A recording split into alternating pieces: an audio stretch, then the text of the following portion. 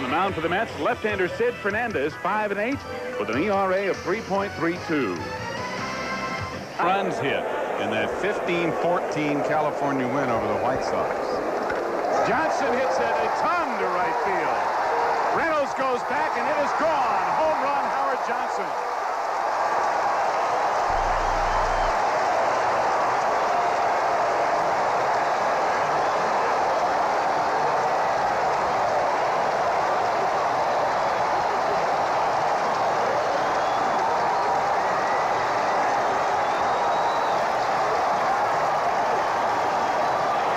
The Mets lead 1-0, and the home run does it again for New York.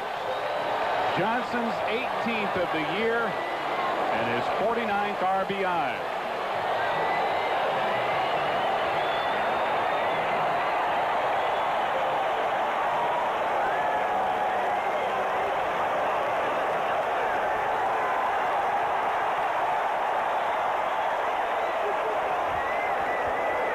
Trying to slip a fastball by Howard Johnson is like trying to slip Tweety Bird by Sylvester. I'm telling you, no way.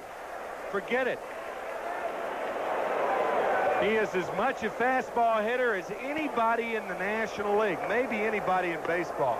On Hojo's 1-out 18th home run of the year, and after 4, 1-0 New York. Now he'll get scoring opportunities. El Cid turning up the heat.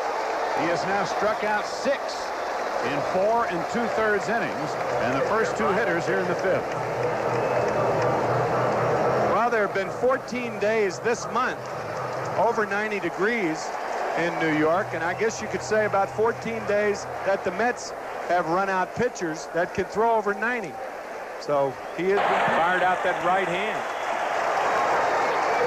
There's strike 3. Sid Fernandez strikes out the side here in the 5th inning. He has struck out a total of 7 through 5. And after 4.5, the Mets hold a 1-0 lead over the Pirates. Back for more after this for Busch Beer. Thing you would want, basically.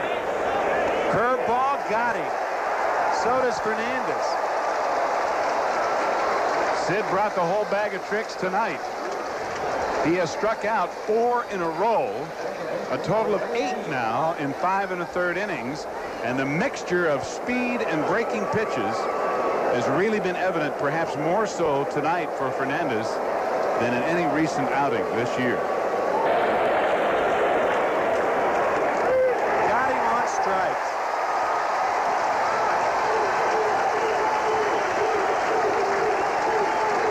Strikeout number 9 for Fernandez. 2 outs.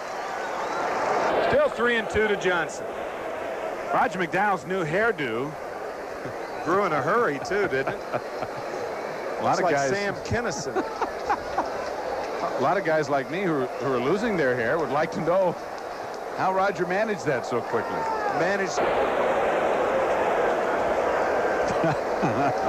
Bob McClure adding the final touch to the coiffure. Roger loves it, doesn't he? Gene Shalit, eat your heart out. Sometimes not to think at all.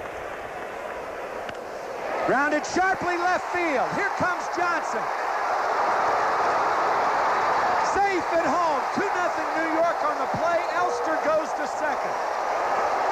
And I'll tell you what, Jim Leyland, if anybody ever left himself open to the second guess, it's Jim Leyland.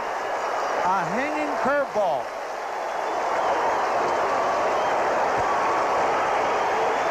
Sid Fernandez, the next hitter. Bonds makes a good try here. He charges the ball. His throw is a little high, however. And Johnson in underneath the throw with the second New York run, and it. He has not given that outside to right-handers very often. Strike 3 call. And he just did it.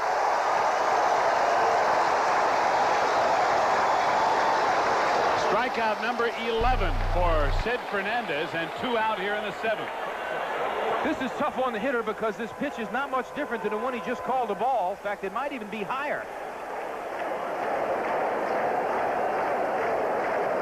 When you're hitting and the pitch is so close like that, He really thinks he has ball 4. And there it is. 1 hit and 1 left as Sid Fernandez strikes out the side here in the 7th inning. He has struck out 12, and 8 of them have come in the last 3 innings. The Mets lead 2-0 going to the bottom of the 7th after this for Dodge. Ground ball to third. Bonilla off his glove. Belliard can't come up with it. A run scores, and the Mets lead 3-0.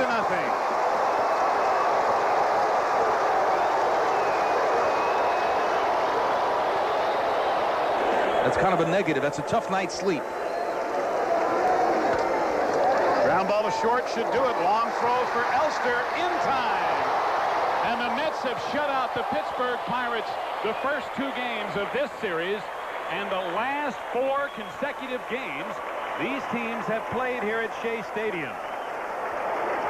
A total of 36 innings without the Pirates scoring a run here at Shea over the last 4 ball games the Pirates and the Mets have played here. The Mets win it 3-0 as Sid Fernandez gets the win and Brian Fisher takes the loss. And the Mets continue to roll and now lead the Pirates by 4 games in the National League East, having taken the first 2. Rusty and I'll be back to wrap this one up, so stay with us. We're back to Shea after this for McDonald's.